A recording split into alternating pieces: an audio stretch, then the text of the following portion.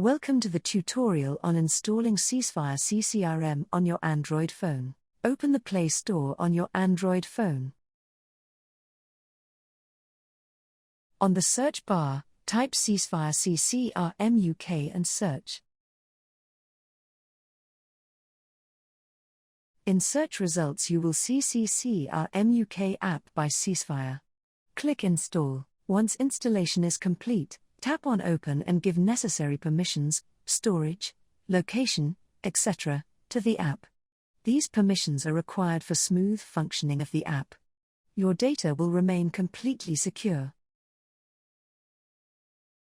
On the login page, use your CCRM user ID and password and click the Login button.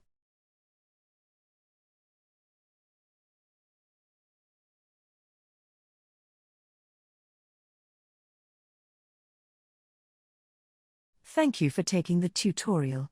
Please email to cafe@ceasefire.in for any issues or to share feedback.